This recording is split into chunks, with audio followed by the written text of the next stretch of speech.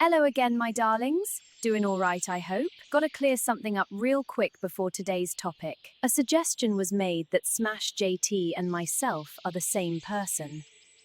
I can assure you that's not the case. The only similarities between us is the fact we both have melons. Only mine are nicer. Okay, enough messing about. Word on the old grapevine is that Ofcom are looking for a new chair because his term is coming to an end. But the person tipped to replace him is a real piece of work, the perfect Starminator 3000. There's definitely something fishy going on. So naturally, I did the only thing a person of inquisitive decorum such as myself could do. I poked my nose where it definitely doesn't belong. This is Margaret Hodge, 81 years old, currently tipped to take over as chair of Ofcom. And oh boy, does she have a few skeletons in her closet. Let's hark back to 1992, when she was in charge of Islington Council. London's Evening Standard alleged horrific cases of abuse had taken place at care homes for children. Whilst she had nothing to do with the crimes themselves, and wasn't linked in any way, it was still under her watch. Truly unimaginable crimes that any decent person would utterly condemn. But of course that would be too simple. Instead, she accused the Standard of publishing a sensationalist piece of gutter journalism. Predictably, the paper was right, and she wasn't. How far gone in the head do you have to be to say something like that, instead of offering to support investigations in any way possible and offer extra resources? That's not even the worst part. She later became the childcare minister in 2003. If that's not completely tone-deaf, then Highguard was a successful game. Hodge is also well known for going after people for having secret offshore accounts and avoiding tax. I bet you can already see where this is going.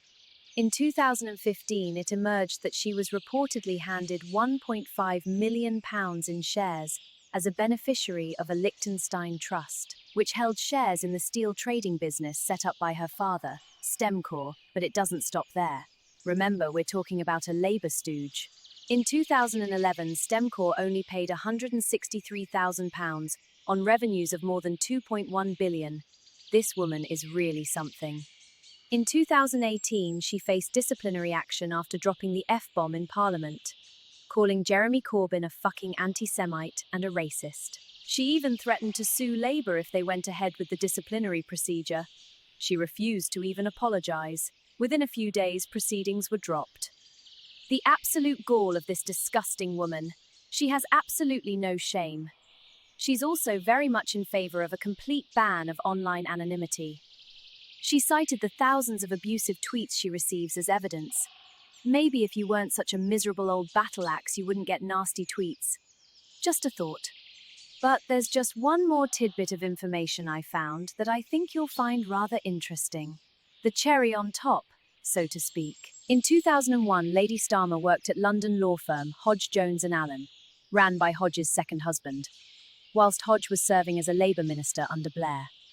There's definitely no conflict of interest going on there at all perfectly above board. Just let a sweet old lady enjoy the final years of her career. What on earth are they thinking? Wanting to put someone with a track record like this in charge of a regulator at 81 years old? It's absolute insanity. We already know she doesn't handle public scrutiny very well. How on earth is she going to cope with a stressful job like that? So what do you guys think? Is she a suitable candidate? Or does she need to retire to her chair with a cup of Horlicks and Corrie on the box? Personally, I think she would be a high-risk liability, given her history of scandals and appalling behaviour. Just one last little thing if you could. Give the like and subscribe buttons a little tap, yeah? It really does help a ton. But if you don't, I'll make you watch every episode of Starfleet Academy on repeat. Anywho, it's time I was off. Toodle doodles!